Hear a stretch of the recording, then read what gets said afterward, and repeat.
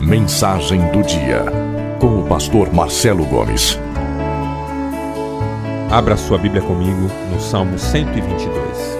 O Salmo 122, a partir do primeiro verso, diz assim: Alegrei-me com os que me disseram, vamos à casa do Senhor. Nossos pés já se encontram dentro de suas portas, ó Jerusalém. Jerusalém está construída, como cidade firmemente estabelecida. Para lá sobem as tribos do Senhor, para dar graças ao Senhor, conforme o mandamento dado a Israel.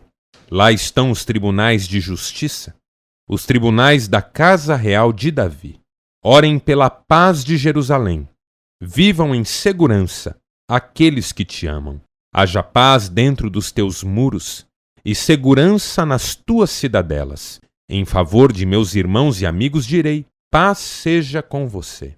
Em favor da casa do Senhor, nosso Deus, buscarei o seu bem. Agora vire comigo rapidamente no Salmo 133. Salmo 133, os 3 versos deste salmo dizem assim: Como é bom e agradável quando os irmãos convivem em união. É como óleo precioso derramado sobre a cabeça, que desce pela barba, a barba de Arão, até a gola das suas vestes. É como o orvalho do Hermon, quando desce sobre os montes de Sião. Ali o Senhor concede a bênção da vida para sempre. Louvado seja Deus pela sua palavra. Nesse dia, eu quero propor um tempo de reflexão.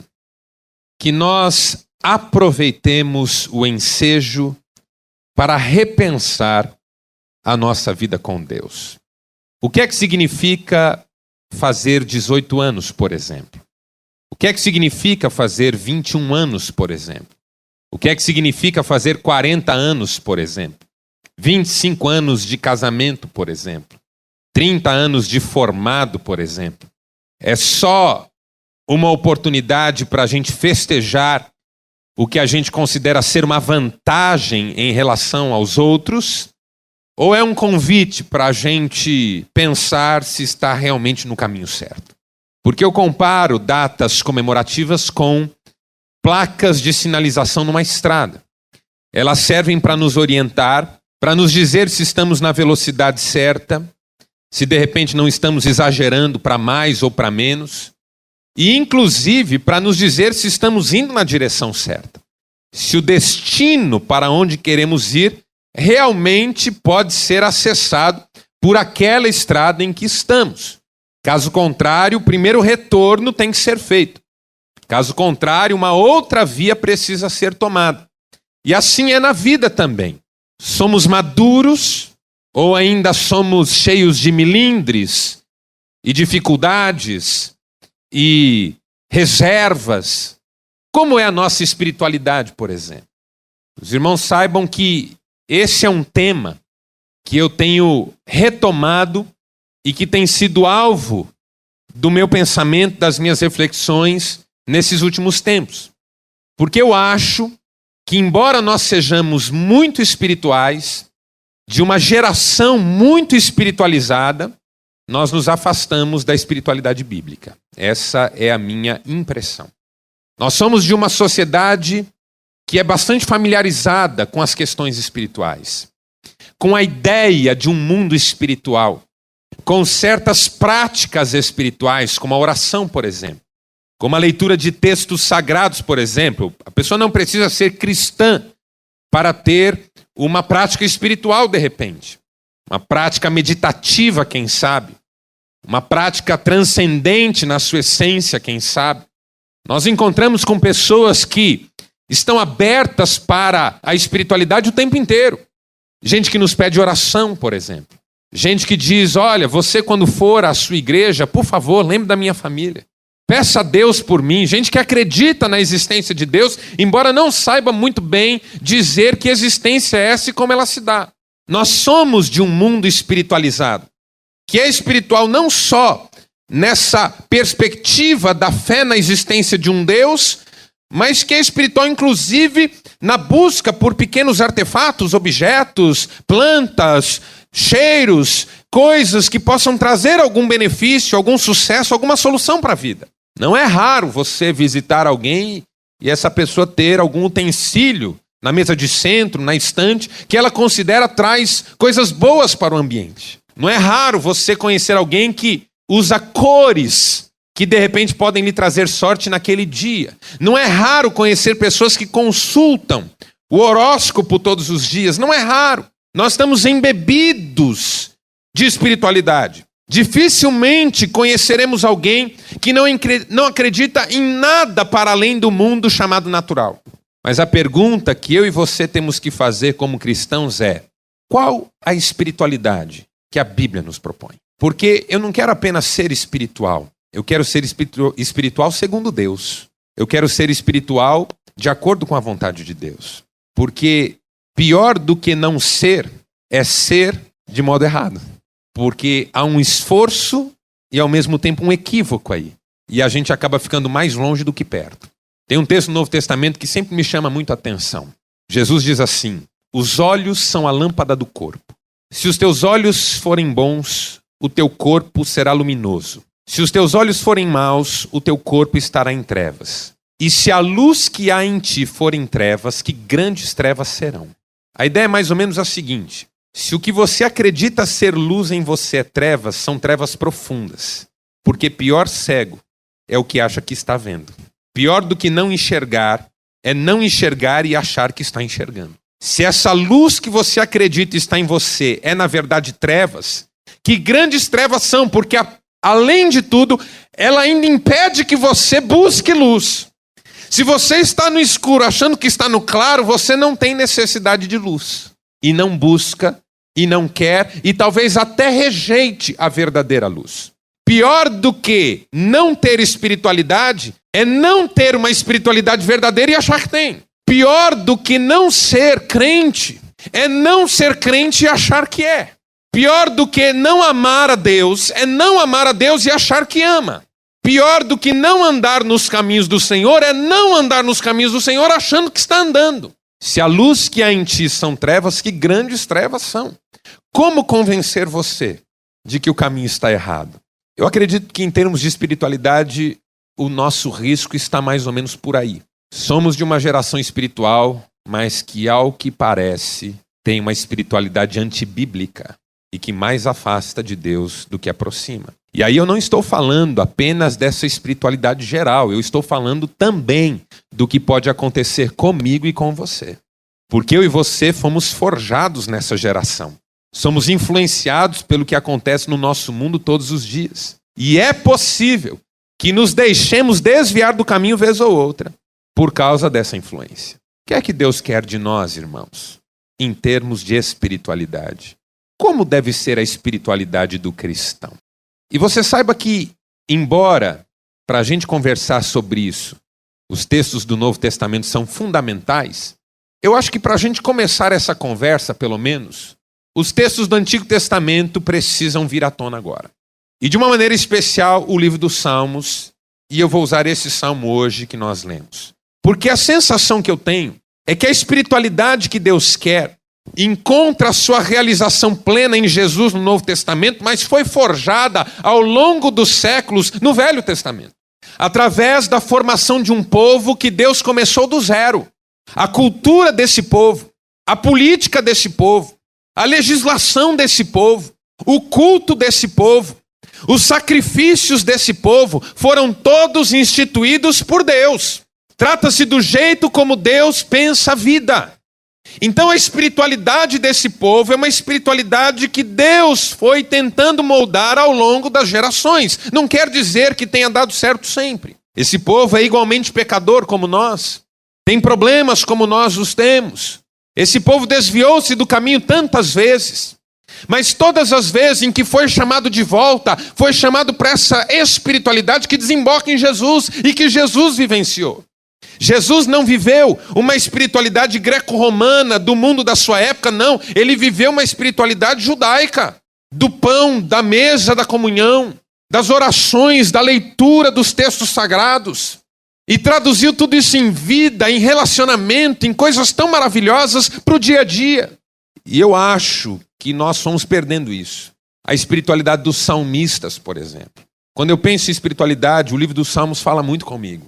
Porque os Salmos são orações maravilhosas. Mas não são apenas orações maravilhosas, esteticamente agradáveis. E quando você lê os Salmos, você tem plena percepção de que os salmistas conheciam um Deus vivo e verdadeiro. E eles falavam com Deus na intimidade desse relacionamento com o Senhor. A ponto de alguns salmos terem linguagem até um tanto quanto estranha. Apressa-te, Senhor. Até quando esquecer-te-ás de nós para sempre? Sonda-me, vê se há em mim algum caminho mau. Linguagem do coração. Salmo 137, por exemplo, fala do desejo que o salmista tinha de que os filhos da Babilônia fossem mortos e as cabeças das suas crianças esmagadas contra a pedra. Você lê e diz, meu Deus, que coisa horrível. Tem gente que diz, como o Antigo Testamento é sanguinário. Mas o salmista estava ali expondo o seu coração, dizendo, Senhor, é o que eu sinto. Porque às vezes as nossas orações mais escondem quem nós somos do que revelam. Uma oração bonita e bem elaborada pode fazer parecer que você tem uma espiritualidade maravilhosa e esconder que a sua vida está vazia. Os salmistas não escondiam nada do Senhor. Nada. Porque sabiam que Deus perscrutava a alma. Fazia parte da vida. Era um Deus em quem eles sabiam que podiam confiar. Então você lê os Salmos, você encontra essa espiritualidade que Deus foi formando ao longo dos tempos e que foi escrita para o nosso aprendizado e quem sabe para a gente superar algumas tentações que fazem parte desse mundo no qual vivemos e que tanto nos afastam do Senhor. Por exemplo, em primeiro lugar, a espiritualidade do Antigo Testamento é uma espiritualidade comunitária. Ao contrário da espiritualidade pós-moderna que é individualista. O Salmo diz, como é bom e agradável que os irmãos vivam em união. O Salmo diz, alegrei-me quando me disseram, vamos à casa do Senhor. A vida com Deus em Israel era sobretudo uma vida em comunhão. Buscar a Deus é uma tarefa que a gente assume junto. Não é alguma coisa entre mim e Deus simplesmente, é entre nós e Deus. Quando um judeu pensava na sua fé, ele não pensava a partir de categorias individuais. Eu e Deus, Deus comigo. O pós-moderno é assim. Não, eu e Deus estamos ótimos. Eu só não gosto muito de igreja. Eu creio em Deus, mas eu não participo de nada porque eu acho que não é necessário. Eu gosto de ouvir a palavra, mas eu não quero ser membro de lugar nenhum porque eu prefiro não me envolver. Eu acho lindo um projeto de célula, mas a gente corre tanto, a vida é tão complicada que eu prefiro não entrar nisso por enquanto. São modos de dizer o seguinte, eu sei que há um Deus no céu, mas a sensação que eu tenho é que buscá-lo é uma tarefa tão pessoal e individual que prescinde dos outros. Se der para contar com os outros, tudo bem, se não der, paciência, mas vamos em frente. O que é totalmente oposto à teologia do Antigo Testamento, que desemboca no Novo Testamento e que Jesus abraça, que é uma experiência com Deus no conjunto, e que tem um aspecto de bênção no conjunto. O Salmo diz, ali o Senhor decreta a sua bênção de vida para sempre, na comunhão, na unidade, no estarmos juntos. Veja, acompanhe comigo o raciocínio. Jesus fala de uma espiritualidade individual, quarto secreto da oração, o testemunho pessoal em meio a situações de perseguição. Jesus fala sobre o aspecto particular da fé. Mas ele diz algumas coisas que nos fazem pensar. Por exemplo, você tem dúvida que Jesus está com você quando você está no seu quarto com a porta fechada? Ou quando você está num carro sozinho viajando? Você tem alguma dúvida que Jesus está presente? Mas o que é que teria levado Jesus a dizer, quando 2 ou 3 estão reunidos em meu nome, ali estou eu no meio deles? Se ele está presente sempre, essa promessa só pode ter sentido se ela significar que essa presença no contexto de um grupo é diferente daquela em relação ao indivíduo. Outro, você tem dúvida que Jesus responde uma oração individual, que Deus atende um pedido pessoal feito no quarto secreto, por exemplo?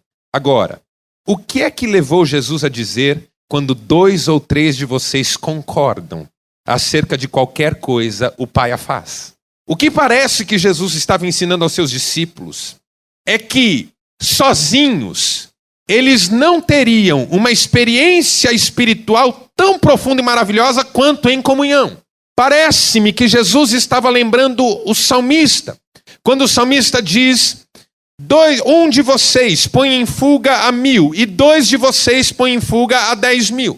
Ou o Eclesiastes, quando diz: é melhor serem 2 do que 1, porque tem melhor paga do seu trabalho.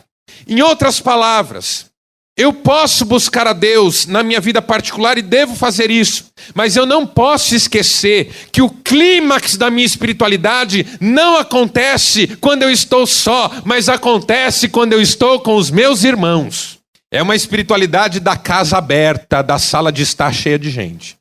É uma espiritualidade da mesa farta e as pessoas convidadas. É uma espiritualidade da célula, do templo, dos cantos cantados em comunhão. É uma espiritualidade da oração que é feita uns pelos outros e não cada um por si. Porque mesmo os nossos ajuntamentos viraram uma espécie de aberração espiritual. Porque a gente se junta para ter uma experiência em separado. E uma pessoa vem à igreja, a um templo, a um culto, e é capaz de entrar sem cumprimentar ninguém, sair sem cumprimentar ninguém, orar apenas por si, pelos seus problemas, sem nem olhar para quem está do lado. E um culto que seja uma bênção para uma pessoa que sentou do meu lado pode ser uma droga para mim, porque eu tinha uma necessidade que não foi nem mencionada. Porque a perspectiva é individual. O que é meu, o que eu quero, o que Deus pode fazer por mim. Não é por acaso, irmãos, que nós somos uma geração que promove ajuntamentos de toda sorte, mas produz pessoas solitárias. Os nossos centros urbanos são extremamente populosos. E nós temos os shopping centers, as praias, os eventos, os templos religiosos, sempre cheios de pessoas sozinhas, que se sentem sozinhas, que vivem as suas vidas sozinhas, que resolvem seus problemas sozinhas, até mesmo no contexto da família. Mulheres que não sentem que podem contar com seus maridos, maridos que olham para suas esposas e elas são verdadeiras estranhas. Pais que já não sabem nada sobre os filhos. Filhos que já não se importam mais com seus pais. Alguma coisa está muito errada. E o cristão não pode nadar nessa corrente. Ele tem que nadar contra a corrente. Jesus disse: a nossa justiça, a nossa espiritualidade, a nossa fé deve exceder em muito ao que acontece na religião. Tiago disse que a amizade com o mundo é inimizade contra Deus. São textos que dizem: você precisa ser diferente, eu preciso ser diferente. Se a pós-modernidade caminha na direção do individual, eu e você como cristãos vamos caminhar na direção do coletivo, porque nós cremos não num Deus que age em relação ao indivíduo apenas, mas num Deus que age em relação ao povo, porque Ele chamou para si uma família. E o corpo que Ele veio resgatar é o corpo de seu Filho Jesus Cristo, formado pela totalidade de todos aqueles que se renderam à mensagem da fé. Então, eu até sou espiritual quando estou sozinho, mas eu sou muito mais espiritual quando estou com os meus irmãos. Quando estou na sala de estar e alguém tem um violão e a gente canta, e alguém abre a Bíblia e a gente lê, e a gente abre o coração. E aquilo tudo é culto e louvor e adoração a um Deus que cuida de todos nós. E quando a gente concorda, Deus faz. E quando a gente está junto, Jesus está. É a espiritualidade do corpo, da comunhão, em que eu venho para um culto e oro pelo meu vizinho, que ao que me parece está triste e abatido. E eu vou pôr a mão no ombro dele e pedir para Deus abençoá-lo no dia de hoje. Eu tenho as minhas necessidades, mas eu também sei que Deus já conhece todas elas. E eu posso perder um tempinho, que eu não vou perder. Será ganho para interceder pelo meu vizinho. A Bíblia diz que Deus mudou a sorte de Jó enquanto ele orava pelos seus amigos. Deus mudou a sorte de Jó enquanto ele orava pelos seus amigos. Segunda lição que nós aprendemos é que a espiritualidade do Antigo Testamento é uma espiritualidade histórica. É comunitária, em primeiro lugar, e em segundo lugar, histórica. Uma consciência profunda de fazer parte da história. O salmista diz: o óleo precioso que desce sobre a barba de Arão. Arão é um personagem da história. Jerusalém edificada como uma cidade fortalecida. Jerusalém uma cidade histórica. Irmãos, o inimigo tem tentado tirar do nosso coração a perspectiva de um Deus histórico. E a espiritualidade do pós-moderno é uma espiritualidade do momento. Do momento, a ponto de, e esse é o grande risco, uma pessoa colocar toda a sua fé em jogo na situação que ela está vivendo. E se o desfecho daquela situação não for favorável, ela pode jogar toda a sua história de fé no lixo. Essa espiritualidade pós-moderna concentra todos os esforços espirituais no momento. E se o momento terminar mal, toda uma história de fé pode ir para o ralo. Porque nós perdemos a perspectiva histórica do Deus que age na nossa história. Do Deus que age na história do seu povo. Do Deus que o salmista diz, de eternidade a eternidade, tu és Deus. De eternidade a eternidade. Veja, a vida não se resume a esse momento que eu estou atravessando. E a minha convicção de Deus não pode depender do desfecho desse momento que eu estou vivendo. Eu não creio num Deus gênio da lâmpada que toda vez que eu esfrego essa desgraça ele sai para me atender a necessidade. Eu creio num Deus que formou a terra, que chamou Abraão, que libertou o povo do Egito com Moisés, que escolheu Davi para ser um rei segundo seu coração, que levantou Josias, Abacuque, Sofonias, Malaquias, enviou Jesus para morrer na cruz no nosso lugar e pagar o preço da nossa vida. É nesse Deus que eu creio. Creio num Deus de Paulo, de João, de Pedro, de homens que passaram por essa história, morreram pela sua fé. John Wycliffe, John Hus, George Miller, Jim Elliot. Eu creio num Deus que é Senhor da história. Ainda que o meu momento seja mau, ainda que eu esteja passando dificuldade agora, ainda que eu esteja triste e abatido, isso não muda nada, não muda nada. A espiritualidade dos judeus era histórica. Você lê o Salmo 103, por exemplo. Salmo 126, por exemplo. Salmos 42 e 43, por exemplo. A história no foco. Salmo 80, por exemplo, restaura no Senhor. O Senhor já nos restaurou antes. Porque aí cada oração é revestida de uma outra convicção. Ela não depende do que eu estou sentindo agora. Ela não depende das possibilidades que eu vejo da coisa mudar. Mas ela tem a ver com o fato de que eu sei que ao longo dos anos Deus tem respondido orações. Tem momentos que eu oro que eu nem sinto que Deus está me ouvindo. Tem momentos que eu oro que eu não acredito que alguma coisa vai mudar. Mas aí eu me lembro que esse Deus em quem eu creio tem ouvido orações ao longo da história. E tem alcançado pessoas. E tem feito milagres. A vida cristã não começou comigo e nem vai terminar comigo. Eu sou mais um, rodeado, como diz o autor de Hebreus no capítulo 12, por essa tão grande nuvem de testemunhas. E vamos em frente, irmãos, porque nada está terminado ainda. Esse momento é só um momento, vai passar, mas o Senhor continua no controle de todas as coisas, aleluia por isso, e nos conduzirá seguros para o destino final. Perspectiva histórica. O pós-moderno só pensa no aqui e agora. A vida é hoje. Carpe diem. Aproveite o dia. Viva cada dia como se fosse o último. Eu costumo dizer que se você for viver cada dia como se fosse o último, Deus te abençoe que você morra rápido. Porque a pior coisa é viver como quem está se despedindo e o negócio ainda vai longe. Você deixa de semear e isso vai custar caro. Você vive cada dia como se fosse o último, você só colhe, não semeia. E se não for o último dia, amanhã esses frutos vão faltar. Essa mentalidade pós-moderna que rouba da minha memória o que me pode dar esperança. O meu Deus não é meu Deus, é o meu Deus e também o Deus de Abraão, de Isaac e de Jacó. É o Deus de Davi, é o Deus de Ezequias, é o Deus de Uzias, é o Deus de Jeremias, Daniel, é o Deus de Ageu, é o Deus de Amós, é o Deus de João exilado na ilha de Patmos, é o Deus de Filipe pregando nas estradas que levavam a Roma, é o Deus dos apóstolos, é o Deus dos missionários, é o Deus que permitiu que muita gente morresse, queimada por leões, pela espada, mas que recebeu cada uma dessas pessoas no seu céu e para cada uma delas deu um galardão que ninguém pode roubar. O tesouro que está onde a traça e a ferrugem não corroem, onde o ladrão não escava nem rouba. O Deus da história é também o Deus em quem eu creio e a quem eu sirvo. Louvado seja o nome do Senhor. E terceiro, última lição. A espiritualidade do Antigo Testamento é uma espiritualidade ética. Comunitária em primeiro lugar, histórica em segundo lugar e ética em terceiro lugar. O Salmo diz: lá estão os palácios da justiça. Orem pela paz de Jerusalém, a bênção da vida. Esses dois salmos falam de uma espiritualidade que tem desdobramentos na vida comum. Salmo 15, por exemplo. Salmo 1, por exemplo. Salmo 147, por exemplo.